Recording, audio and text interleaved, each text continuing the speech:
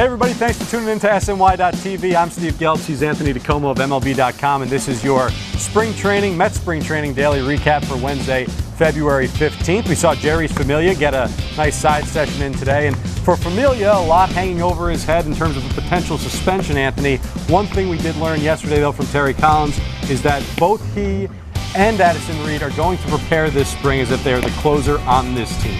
Yeah, and it's going to be a little easier for Familia because he is pitching for the Dominican Republic in the World Baseball Classic. So he has no choice but to ramp it up as quickly as possible. He's going to be gone in a few weeks doing that.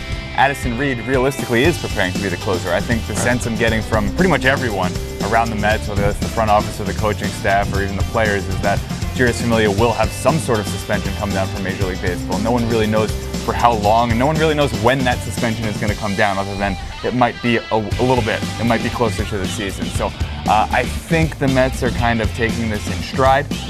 Certainly Addison Reed is preparing to be the closer, but if you have two guys who are ready to go, I mean, what's the downside in that? Yeah, no downside in that. Neil Walker also met with the media today. Long session from Neil Walker, and it was the first time that we had gotten to speak with him since he did accept that qualifying offer.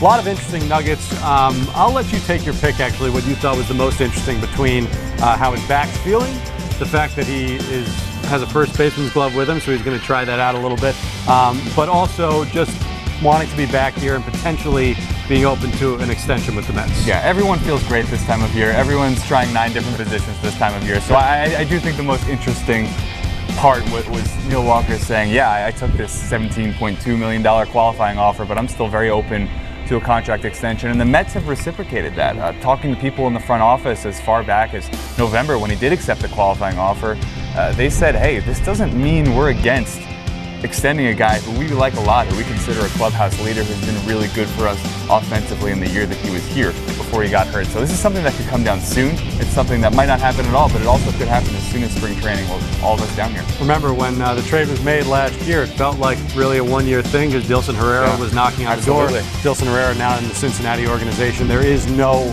second baseman that is beating down the door to get up here. So in a lot of respects, a Neil Walker New York Mets long-term marriage could make a lot of sense. And he loves being here. He does love being here. I love being here with Anthony DiComo, but we have to cut that off after just about 2.5, 3 minutes. He is Anthony DiComo. I'm Steve Gelbs. That's your daily Mets recap for Wednesday, February 15th.